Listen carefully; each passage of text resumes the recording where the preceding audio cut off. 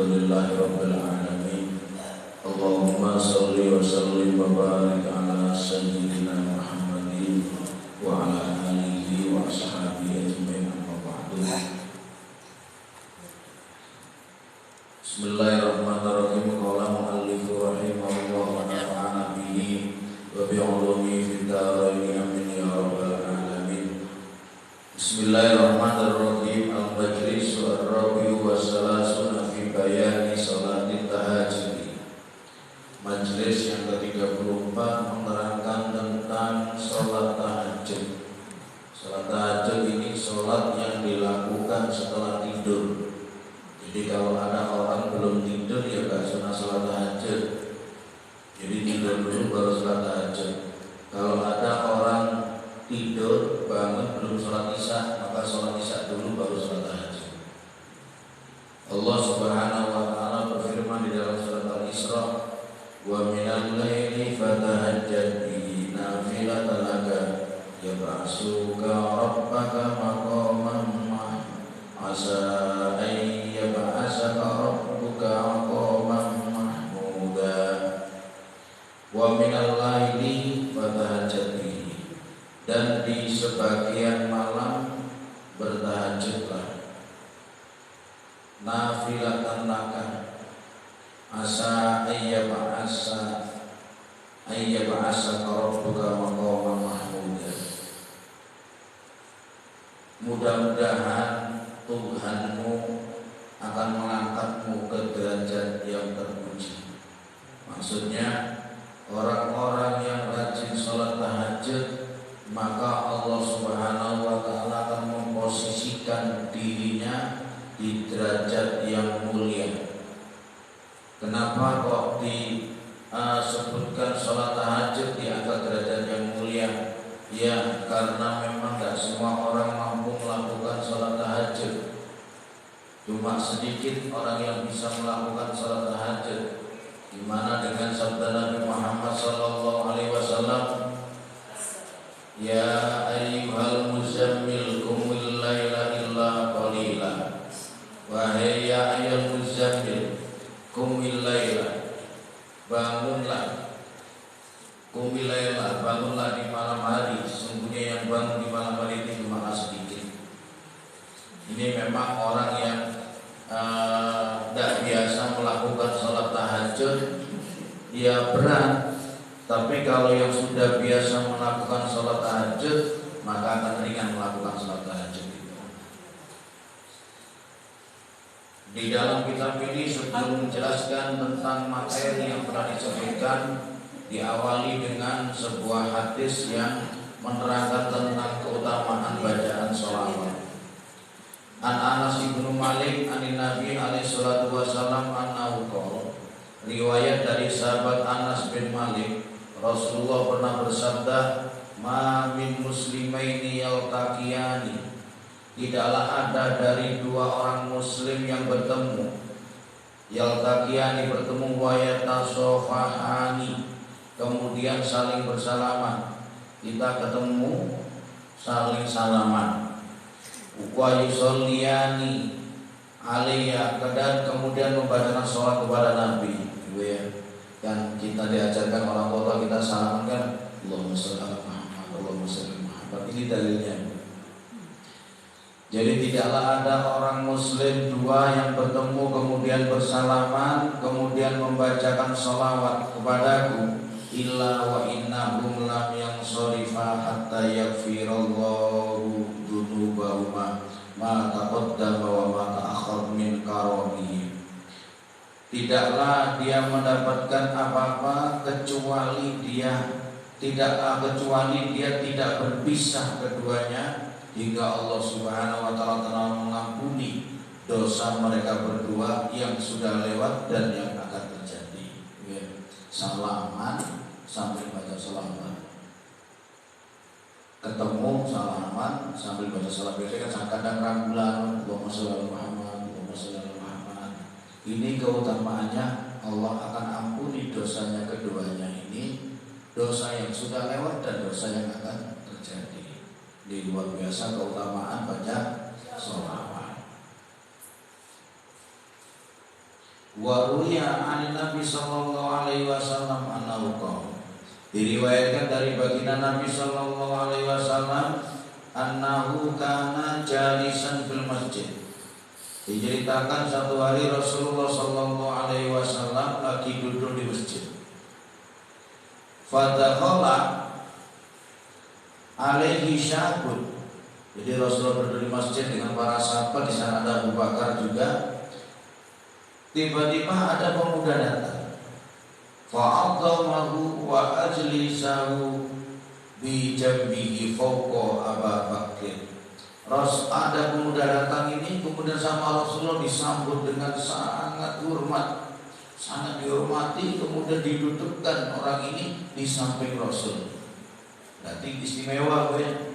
Jadi di samping Rasul, bahkan melebihi atau mengalahkan posisinya sahabat Abu Bakar. Padahal Abu Bakar terkenal sahabat yang paling dekat dengan Rasul. Ini kok ada pemuda yang gak begitu dikenal datang tiba-tiba ditaruh di samping Nabi, dan Nabi sangat menghormati. Summa itadara alaihi assalatu wassalam faqala. Kemudian Rasulullah SAW menjelaskan kepada Abu Bakar. Maksudnya biar Abu Bakar tidak bertanya-tanya kenapa, siapa ini. Rasulullah menjelaskan innama ajlasituhu a'la minka. Abu Bakar, aku dudukkan dia lebih terhormat daripada kamu, li'annahu laisa fid dunya man yusalli alaiya aksara minhu. Karena di dunia ini tidak ada orang yang banyak bacaan sholawatnya melebihi bacaannya orang ini. Orang ini orang yang paling banyak baca sholawat kepada. Wa huwa yaqulu, dia membaca kullu ghadatin wa asya. Dia membaca setiap pagi dan setiap sore, Allahumma sholli ala sayyidina Muhammadin ya adadi man shalla alaihi wa sholli ala sayyidina Muhammadin bi adadi man lam yusalli alaihi wa sholli ala sayyidina Muhammadin kama tuhibbu ay yusalla alaihi wa sholli ala man kama amarta wa kama amarta ay yusalla alaihi falidzalika ajlastu a'lamika. Karena itulah, karena baca salat itulah kemudian dia aku dudukkan posisi yang lebih tinggi daripada derajat. Ini sholawat gue. Diceritakan di dalam kitab Minhaj, masalah yang waktu itu saya harus di pondok dulu, secara Minhaj. Itu ketika Imam Syafi'i meninggal dunia, maka ada salah satu murid pengagumnya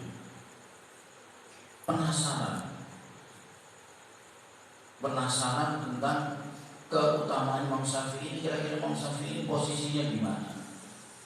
Maka orang ini, kalau nggak salah namanya Syekh Yusuf, melakukan satu amalan, kemudian malamnya mimpi bertemu Rasulullah. Bertanya orang ini sama Rasulnya, Rasul, engkau tentu kenal yang namanya Muhammad bin Idris Asy-Syafi'i. Oh iya, saya kenal sekali dan dia saya sayangi sekali. Ya Rasul, apakah engkau sudah dapat kabar dari Allah? Imam Syafi'i ini Allah ridha apa tidak kepadanya? Rasul bercerita, saya sudah dapat kabar dari Allah bahwa Allah ridha kepada Muhammad bin Idris Asy-Syafi'i. Kemudian sang murid bertanya lagi, ya Rasul, Allah ridha kepada Imam Syafi'i ini apakah sebab karya kitabnya? Imam Syafi'i punya karang kitab banyak. Ada kitab yang paling fenomenal adalah kitab Al-Um, kitab induk segini karyanya. Apakah sebab karangan kitabnya atau sebab ijtihadnya? Ijtihadnya Imam Syafi'i ini paling laku di dunia. Jadi di dunia ini paling banyak pengikutnya dalam mazhab Syafi'i. Di Irak itu sekarang mazhab Hambali, sebenarnya dulu mazhab Syafi'i. Sebenarnya mazhab Syafi'i kemudian pindah ke mazhab Hambali gara-gara Syekh Abdul Qadir Al-Jilani bermimpi ketemu sama Imam Ahmad bin Hambal atau Imam Hambali. Imam Hambali dalam mimpinya minta sama Syekh Abdul Qadir Jilani. Syekh Abdul Qadir Jilani asalnya mazhab Syafi'i, minta Syekh, saya minta tolong kepadamu, pindahlah kamu ke mazhabku, jangan ikuti mazhab Syafi'i. Karena mazhab Syafi'i di mana-mana sudah ada. Pengikutku ini sudah hampir lama, tinggal sedikit. Kalau engkau pindah ke mazhabku, maka harapanku orang-orang yang ada di Baghdad ini semua pada pindah ke mazhab. Jadi diminta pindah agar mazhabnya Imam Hambali laku. Akhirnya kemudian paginya Syekh Abdul Qadir Al-Jilani baru mengumumkan bahwa dirinya pindah ke mazhab Hambali. Saat itulah hingga sampai sekarang di sana itu banyak mazhab Hambali. Sekarang paling banyak mazhab Hambali itu ya di Arab Saudi. Kawan-kawan Wahabi itu fikihnya mayoritas bermadzhab Imam Hambali. Kemudian Samuel bertanya sama Rasul, kepada sama Rasul dijawab. Sama bertanya lagi, ya Rasul, apakah memang sebab karya-karya kitabnya?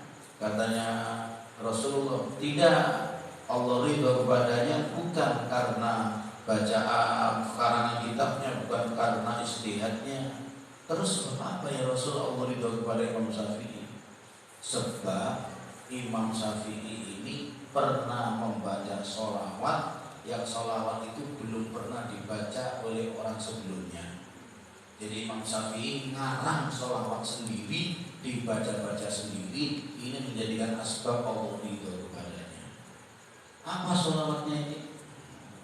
Ibu ada yang hafal? Lupa bu ya. Dulu sudah saya jelaskan, tapi sekarang lu lupa. Atau dulu tidak pernah hafal, sekarang lu lupa. Allahumma salli afdhalas salati ala asati makhluqatika nuril huda Sayyidina Muhammadin wa ala ali Sayyidina Muhammad adada ma'lumatika wa imdada kalimatika kullama takaraka takhiruna wa qafalam dhikrikal qafilun. Itu satu. Yang nomor dua, Allahumma salli afdhalas salati ala asati makhluqatika samsid duha Sayyidina Muhammadin wa ala ali Sayyidina Muhammad adada ma'lumatika wa midada kalimatika kullama takaraka dzakiruna wa qafalam dzikrikal ghafilun. Yang kedua, yang ketiga, Allahumma sholli afdhalas salati ala asri makhluqatika badrid duja. Cuma bedanya satu nuril huda, samsid duha, badrid duja. Di mana ditemukan itu? Di buku-buku tahlil. Di buku-buku tahlil itu ada, buku-buku Yasin tahlil itu pasti ada namanya. Itu tulisannya itu ada di setelah membaca akhir ayat Al-Baqarah itu. Wa'fu anna warhamna anta ma'fansurna qawmil kafirin irhamna ya arhamar rahimin. Terus di situ baru ketemu. Nah, kalau di dalam kitab itu terkenal sholawat Syafi'iyah. Ya. Jadi para leluhur kita dulu nyusun bacaan tahlil itu tidak sembarangan, ya. Ngambil sholawat itu ada sejarahnya dan di dalamnya pasti ada keutamaan. Ini keutamaannya orang membaca sholawat. Selanjutnya baru kita mulai mempelajari tentang masalah sholat tahajud. Awanin Nabi alaihi salatu wassalam annahu qala, Rasulullah sallallahu alaihi wasallam bersabda, rahimallahu ta'ala rajulan qoma minal laili fasalla. Allah subhanahu wa ta'ala merahmati atau memberikan rahmatnya kepada seorang laki-laki yang bangun di malam hari kemudian melakukan sholat. Wa aiqadha imra'atahu, dan kemudian membangunkan istrinya. Ini bagi laki yang punya istri. Yang tidak punya istri dia tidak bisa bangunin siapa? Jadi ada orang laki-laki bangun malam, sholat tahajud, kemudian bangunin istrinya. Wa in abad, dan jika istrinya sulit dibangunin, nadoha bil ma'i wajah, kemudian dicipratin air. Ya. Kebetulan saya tidak pernah bangun istri, karena kedahuluan istri saya tidak pernah bangunin. Nah, yang berikutnya ini warahimallahu imro'atan, dan Allah merahmati kepada seorang perempuan qomat minal laili, perempuan yang bangun di malam hari fasolat, kemudian sholat tahajud, wa aiqadat zaujaha, kemudian membangunkan suaminya. Nah, dia suaminya yang sulit dibangunin, jadi bangunin. Kok fa'in aba wa aiqadat zaujaha fasolat, bangunin suaminya agar sholat. Fa'in aba, maka jika suaminya tidak bangun, nadohat bilma wajahu, maka dicipratin air, cipratin set gitu ya. Nah, kalau saya ini pernah dicipratin air sama istri saya, gara-gara istri saya sakit, saya nungguin, lah kok yang ditungguin kesakitan, yang nungguin tidur. Jadi istri saya kesakitan, saya tidur enak sekali, mau ngambil obat, tidak tahu ya, tidur enak, akhirnya kena cipratin air, bangun. Insyaallah, ini luar biasa ini.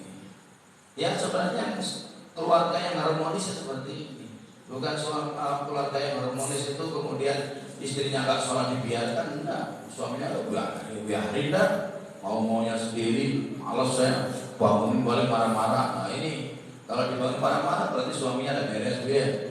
Nah, ada beres. Tapi kalau punya suami dibangunin sulit, ya jangan diingat jeleknya aja, biar gak sakit hati. Lebihnya pasti ada. Memang harusnya seperti itu, saling membangunkan. Kenapa? Ini saking utamanya sholat tahajud. Tidak usah banyak-banyak sholat, nanti bosen nanti. Walaupun hanya 2 rakaat itu bangun sholat, tidur lagi tidak apa-apa. Walaupun rugi ya, masa cuma 2 rakaat. Tapi andai kata misalnya capek sekali, ya sudah bangun untuk sholat 2 rakaat, tidur lagi. Tapi kalau biasanya kalau orang sudah bangun malam dia bisa tidur, kenapa? Wah, saat-saat itu saat-saat istijabah, waktu mustajab. Jadi kalau kita punya hajat itu ya di sana waktunya minta. Hajat kita apa? Banyak hajat kita, banyak sekali hajat kita. Di antara hajat kita adalah perlu pengampunan dosa. Pengampunan dosa itu dosa.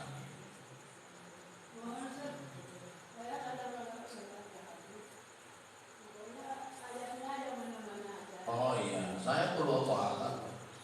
Orang yang dihafal itu aja.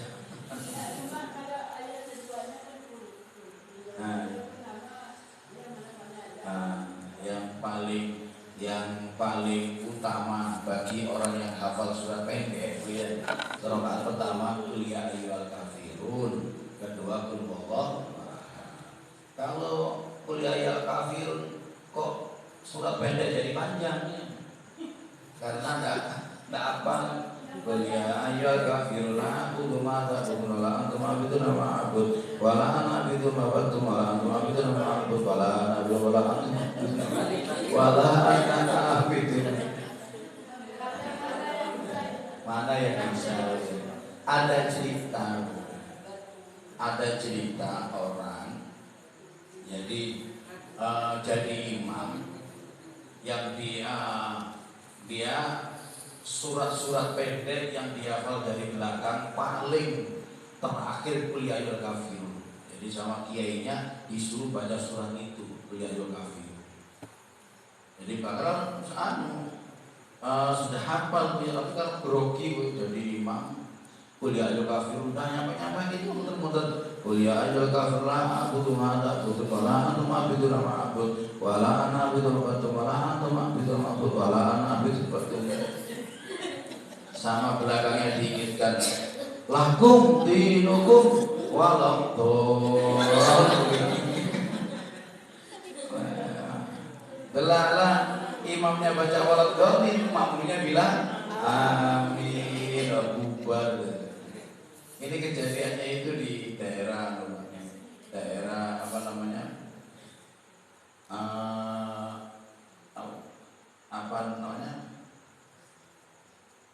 Bojonegoro. Nah, daerah Bojonegoro ini kejadian di pondok Bojonegoro. Ini kejadian bener ini. Nah, emang kalau orang lupa itu grogi itu semuanya jadi lupa sendiri. Jadi suratnya boleh apa saja, boleh apa yang dihafal. Kalau misalnya hafalnya yang pendek-pendek, yang paling bagus memang kulullah, itu paling bagus. Pendek pahalanya besar. Insya Allah tak lupa ya. Biar sampai ngantor, lawahan di depan. Kenapa? Dari kecil yang dihafal cuma itu. Sholat 5 waktu dari kecil sampai tua, lawahan terus. Paling enak. Salat subuh boleh. Nah, kalau ada yang bilang nggak boleh baca dulu ya, dengan aliran sesat ya. Pokoknya sholat ini Bu, ya sholat ini habis Al-Fatihah baca surat apa saja, sholat apa saja, baca surat apa saja boleh. Tapi kalau kita jadi makmum, kita tidak disunahkan baca surat, kita cuma baca Al-Fatihah saja. Suratnya cukup dengerin bacaan imam.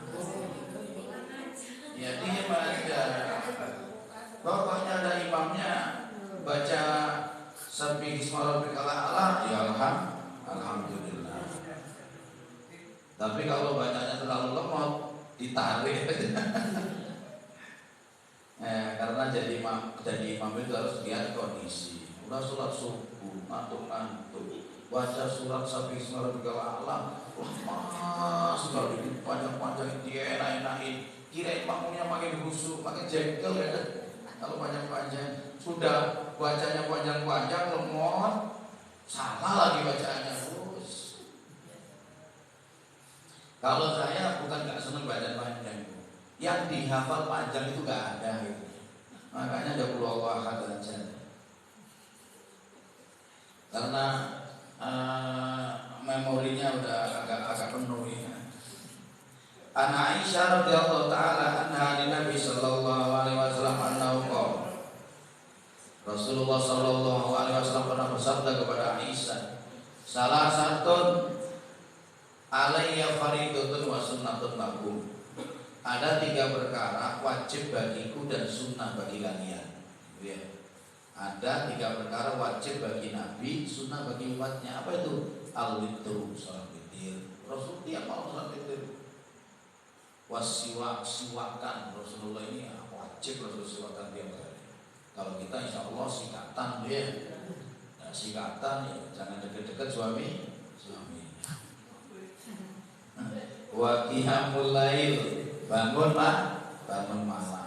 malam ini atau qiyamul lail ibadah di malam hari ini kewajiban bagi Nabi. An Umar ibn Khattab, an Nabi alaihi salatu wasallam annahu qala. Rasulullah sallallahu alaihi wasallam bersabda, riwayat dari sahabat Umar bin Khattab, man shalla fil laili, barang siapa salat tahajud, wa aksana as-sholata, kemudian dia memperbaiki salatnya, salat malam pelan-pelan dia enggak ngebut-ngebut, baiklah diperbaiki salatnya. Akramallahu ta'ala bitis'ati asya'a, Allah akan memuliakan dengan 5 perkara. 7 perkara. Pokok 7 itu 9 perkara. Ini berarti pikirannya lagi hengkang. Padahal di pikirannya ini 9, tapi ini keluar ini 5 habis itu 7.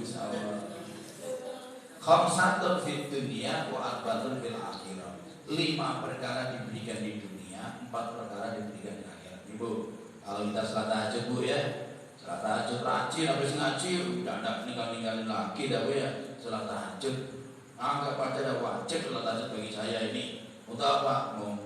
Nanti akan kita belajar gimana sih caranya biar bisa bangun salat tahajud. Ada orang langkah dianggap heran kok bisa bangun, kok bisa, saya tidak pernah bangun. Itu orang tidak bisa bangun, itu digenjingi setan bu ya matanya, digenjingi setan bakal mempel gini, tidak bisa melek. Jadi orang yang sholat tahajud diperbaiki sholatnya, tidak buru-buru, wudunya bagus, terus bajunya bagus, pokoknya bagus lah, wangi-wangian kalau bisa bu ya. Nah, ini akan dikasih 9 keutamaan. Ini masih sholatnya aja bu ya, belum wiridannya nanti wiridannya ada wiridannya lagi. Yang ibu-ibu biar di dunia ini tidak susah-susah terus bu ya, masa keluarnya susah aja, berarti sholat tahajudnya nggak tembus ya. Yang pertama 5 perkara di dunia, al-khamsatu allati fid dunya, 5 perkara yang dipilih Allah di dunia. Yahfaduhullahu minal afat. Pertama, Allah akan jaga dari segala mara bahaya. Orang kalau rajin sholat tahajud ini bu ya, jadi musibahnya itu kecil-kecil bu ya, tidak banyak. Musibahnya cuma ujian sekedar aja biar terangkat derajat atau menghapus dosa. Tidak berat-berat, dihindarkan dari susah-susah. Ini kalau orang rajin tahajud. Wa yadharu asaru ta'ati fi wajhihi. Yang kedua, akan nampak tanda-tanda ketaatan di wajahnya. Orang kalau rajin tahajud itu mukanya udah enak dilihat. Ada orang hitam tapi wajahnya itu seger dilihat. Ada orang mukanya dilihat serem begitu, tidak enak, mau nyapa aja takut ya. Ada muka bersenggut, udah hitam jelek bersenggut ya. Jadi ada orang sudah hitam jelek tidak pernah tahajud. Ya Allah, jangankan orang ya, jin aja takut ketemu dia. Jadi ini akan tampak tanda-tanda. Ibu-ibu insya Allah bisa merasakan bu, tapi tidak bisa cerita. Kayak apa sih? Tidak tahu. Pokoknya di hati terasa. Ini orang soleh, ini kelihatan dari raut wajahnya dia ahli ibadah. Kalau disuruh menjelaskan kita gimana tandanya, tidak bisa jelaskan. Pokoknya ada ciri-cirinya orang ahli ibadah, tampak kalau rajin sholat tahajud. Biasanya bu, biasanya ini orang kalau rajin sholat tahajud itu mukanya itu awet muda. Awet muda mukanya. Ada anak umur 17 muka 50, berarti dia tidak pernah tahajud berarti.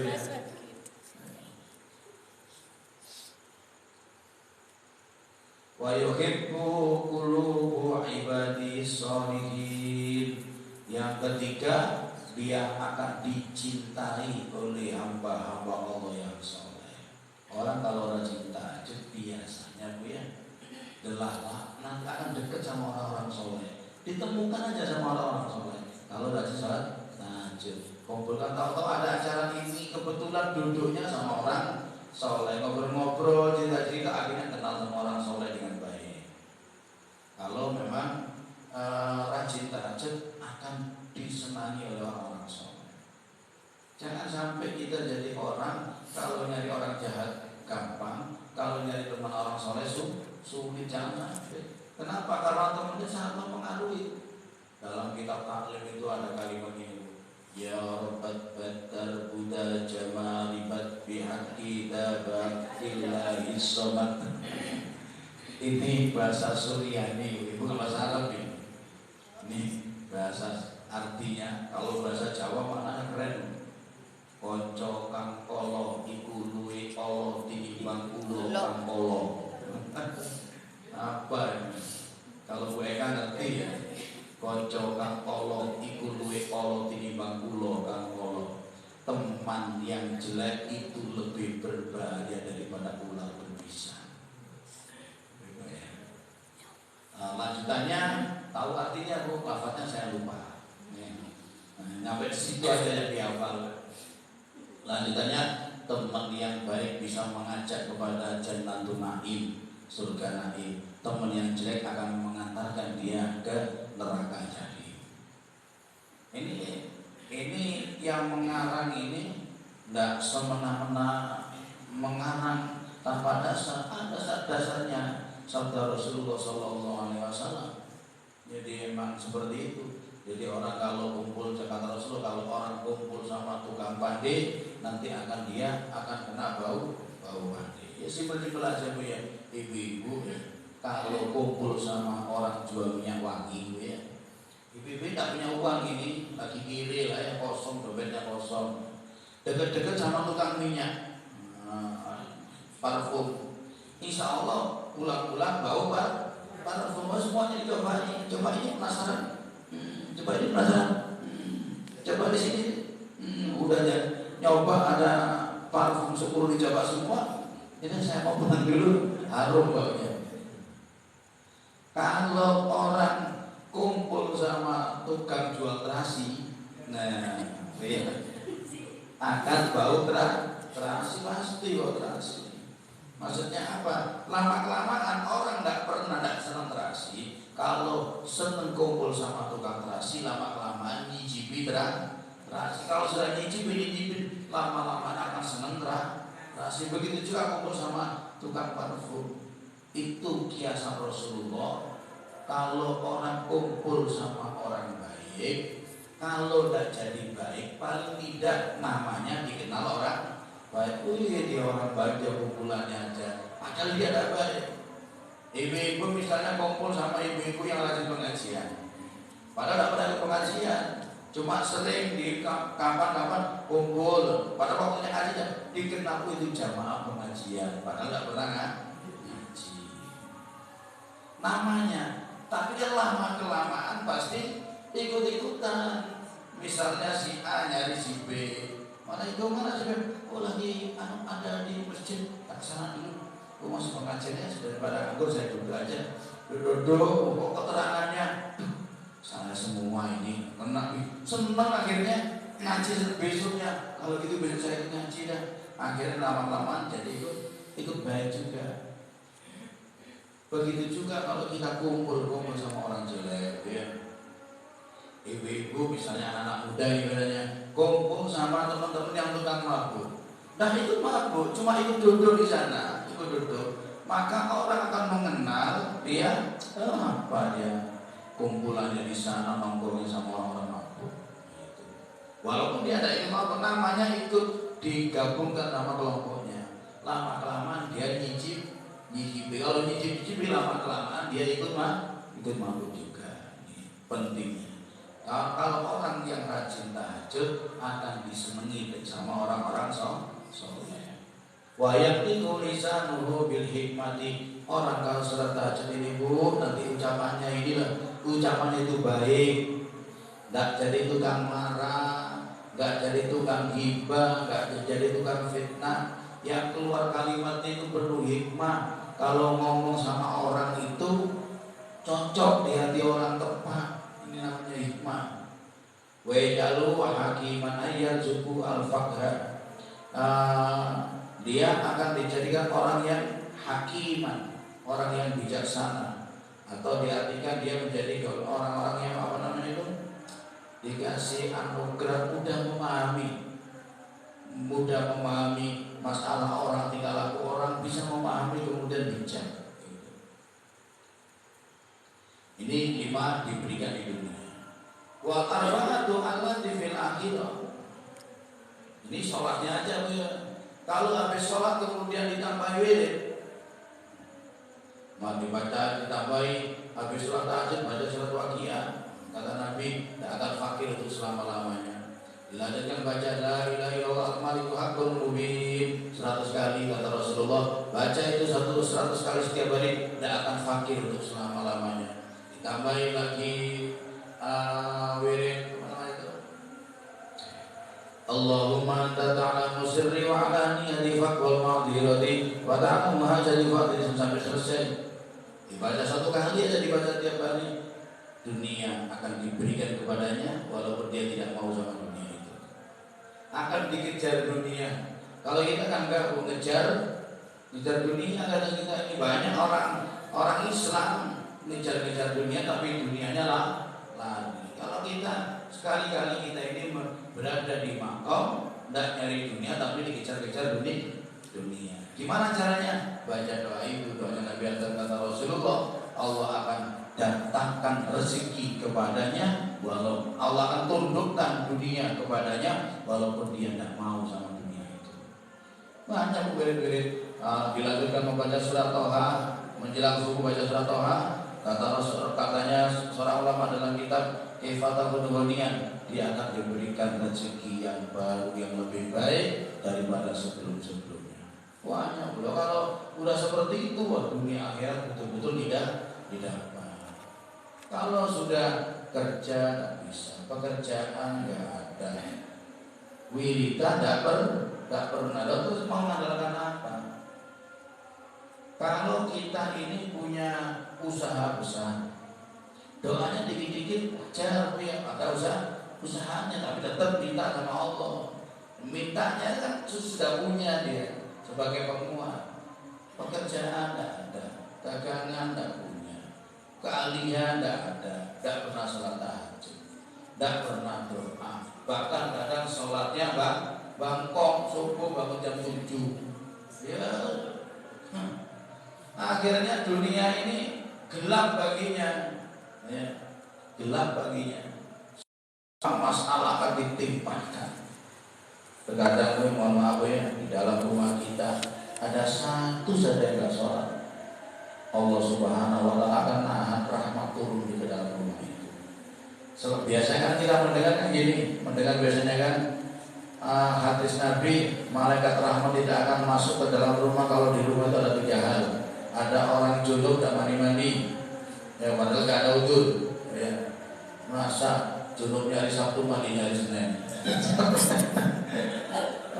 Bisa kan? Orang tidak pernah sholat. Kemudian ada anjing, kemudian ada patung di dalam rumahnya. Malaikat rahmat tak mau masuk. Sebenarnya ada yang lain, tapi tidak masuk di dalam hadis itu. Apa itu? Rahmat Allah atau malaikat rahmat tidak akan masuk ke dalam rumah kalau di dalam rumahnya itu ada yang gak sholat. Kata guru saya, kalau kamu punya tamu gak sholat, suruh pulang tamunya, dia membawa masalah gitu. Nah, suruh pulang, membawa masalah juga bencana.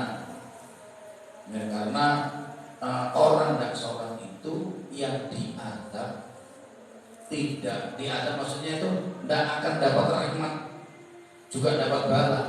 Tidak hanya yang tidak sholat, tapi orang yang ada di sekelilingnya juga kena.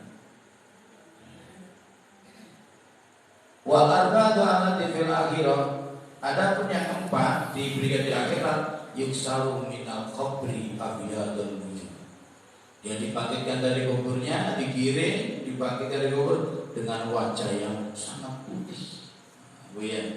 Kalau ada wajah putih cerah, tak mungkin dari neraka. Masa wajahnya bersinar tapi masuk neraka, ya tidak ada. Berarti jaminan surga. Kalau ada orang wajahnya hitam pekat kemudian masuk surga, tidak boleh sama malaikat. Salah alamat ya. Wa yasiru alaihi al-hisab. Dia akan dimudahkan. Wa yusarru alaihi al-hisab, akan dimudahkan baginya hisab. Hisabnya diperingan, hisab itu berat loh. Hisab ditanyain satu persatu. Dari awal kita balik masalah ini, tiap detik ditanyakan oleh Allah Subhanahu wa Ta'ala. Kemudian habis itu ditanyakan film, surat muncul layar lebar gitu.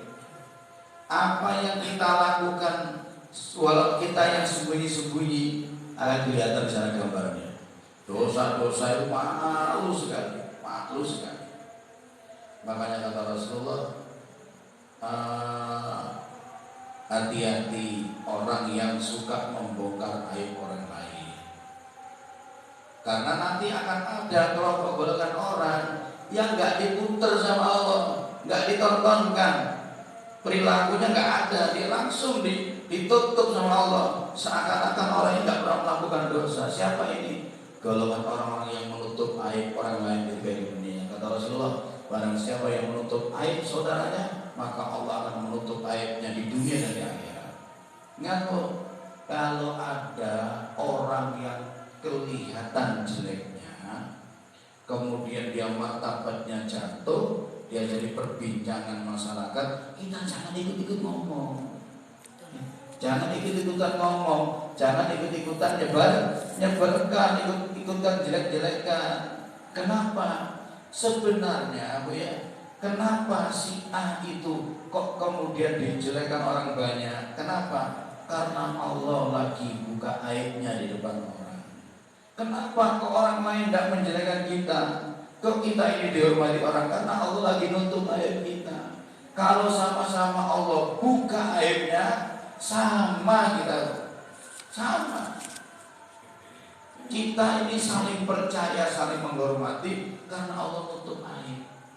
Makanya kalau Allah nutup aib kita, jangan kita membuka aib orang, ditutupi aib. Maka kalau kita nutupin aib orang, maka Allah pun akan menutupi aib kita. Di dunia Allah tutupi, di akhirat juga ditutupi. Kalau sudah ditutupi berarti apa? Dianggap kita tidak pernah melakukan dosa. Jangan kita nikmati ngomongin orang. Pagi-pagi kita topiknya sekarang. Ini si A dia sudah datang, hati-hati. Kalau sudah dia datang ini, kalau sudah ada ayam hilang, pasti dan. Kemudian awas, nih dia sudah datang ini, hati-hati kamu barang-barang masukkan. Oh dia ini biar sandal diangkut. Hati-hati ngomong. Kalau memang ditahu itu seperti itu, cukuplah kita hati-hati. Tidak usah kita membicarakan. Ya. Jangan kita menikmati. Pernah Aisyah yang ngomong gini, yang ada tamu datang, dia orangnya tinggi, ngomong tinggi sekali orang itu. Kata Rasulullah, kamu telah memakan daging saudara muslim. Muntahkan. Agar dilorok muntah daging sepotong, muntah daging sepotong. Itulah daging saudaramu yang kamu makan barusan. Kalau dulu zaman Rasulullah ditambahkan. Jadi kalau kita ngomongin orang sama dengan makan daging, masa kita tega makan daging? Tega sama kolu lagi beda, kok kolu beda. Makanya jangan enak kalau ada orang yang bagi aibnya kelihatan, jangan kita ikut senang. Takutnya giliran berikutnya aib kita yang dibincangkan oleh orang. Karena kita ini bukan orang baik, kita ini sama punya aib sama. Kita lagi beruntung aja aib kita ditutupi sama Allah. Selanjutnya wayamuru ala sirati kalbarqi al-qadir. Dia akan melewati jembatan Siratul Mustaqim seperti kilat yang menyambar. Jadi jembatan Siratul Mustaqim itu kecilnya lebih kecil daripada rambut, tajamnya lebih tajam daripada pedang. Terus perjalanan yang memerlukan waktu 24.000 tahun. Ya apa mau bisa nyebrangin? Ibu nyebrang ya tidak mampu ya. Orang naik ke Senang Mulia aja pada naik Honda semua. Apalagi di Batu Mustaqim. Ini langsung sik dan nyampe ke surga. Bagi siapa? Yang rajin salat tahajud. Wa yubqa kitabahu bi yaminihi yaumil qiyamah, dan Allah akan berikan buku catatan amalnya terima dengan tangan kanan. Kenapa kok bisa terima dengan tangan kanan? Karena dosanya sudah diampuni. Inilah di antara keutamaan orang-orang yang rajin salat tahajud. Masuk banyak keutamaan-utamaannya. Mudah-mudahan minggu depan kita bisa ngaji lagi.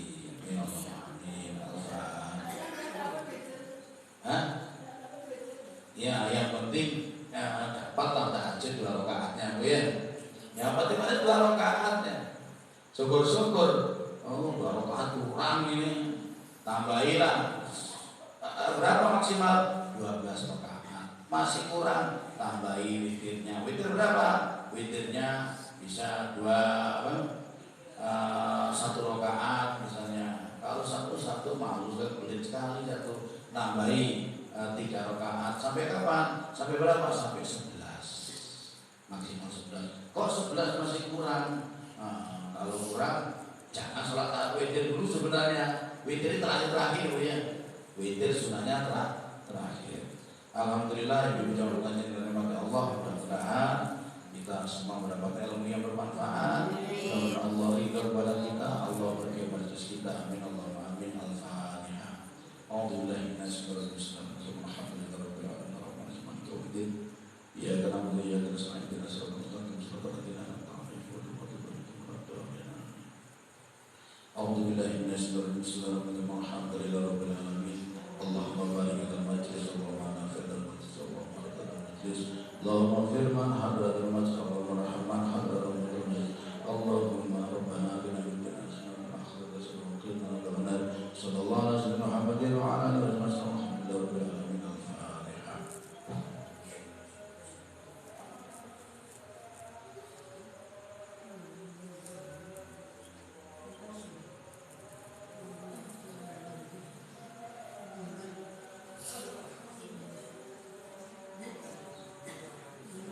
Yang mau sholat sini, mau sholat sini Bu ya. Terima kasih dengan ilmunya semuanya.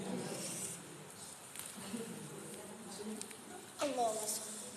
Yang mau ikut jalan-jalan ke Lombok Bu, monggo daftar sama Mbak. Sudah dapat satu bis, sudah mau tambah bis lagi.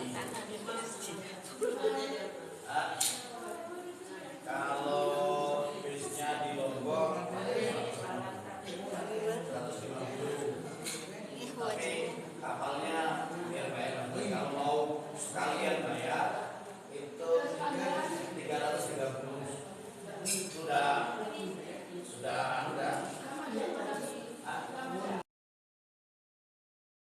Dikirim ke tempat itunya ya, oke. Ya. Tanggal 15 September. Sekarang kan tanggal 19.